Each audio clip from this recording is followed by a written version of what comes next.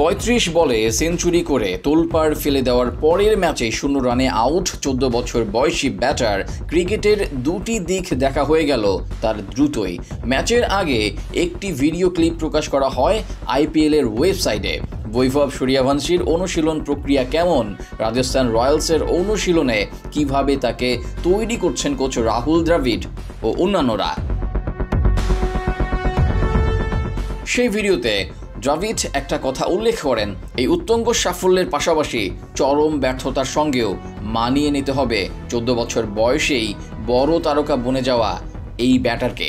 ঠিক এই ম্যাচেই সেই ব্যর্থতার থাবা হজম করলেন কিশোর তারকা। ক্রিকেট তো জীবনেরই প্রতিচ্ছবি, সাফল্য ও ব্যর্থতার পথ চলা।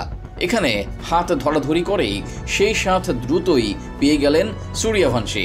আগের ম্যাচে ৩৫ বলের বিধ্বংসী সেঞ্চুরিতে ক্রিকেট বিশ্বে তোলপাড় ফেলে দেওয়া ব্যাটার পরের ম্যাচে আউট 2 বলে 0 রান করে। জয়পুরে বৃহস্পতিবার মুম্বাই ইন্ডিয়ান্সের 217 রান তাড়ায় ক্রিজে যান আগের ম্যাচের 2 নায়ক ইয়াশাসী জয়সওয়াল ও বৈভব সূর্যবংশী। ম্যাচের তৃতীয় বলে স্ট্রাইক পেয়ে রান করতে পারেননি সূর্যবংশী। পরের বলটি দীপক চাহার করেন ফুল লেংথে অফ স্ট্যাম্পের বাইরে।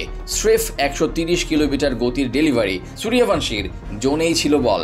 আগের ম্যাচে এর চেয়ে অনেক ভালো ডেলিভারি তিনি দুর্দান্ত দাপটে আঁচড়ে ফেলেছেন গ্যালারিতে। কিন্তু সেদিন ছিল তার দিন, এদিন তো অন্য দিন।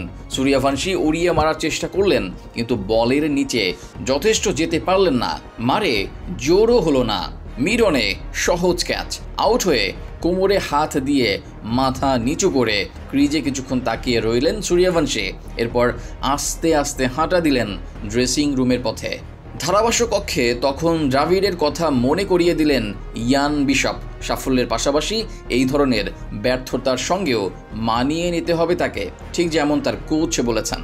সূর্যবংশী যে মুষড়ে পড়বেন না এবং মানিয়ে নিতে পারবেন সে আশা অবশ্য দলের আছে।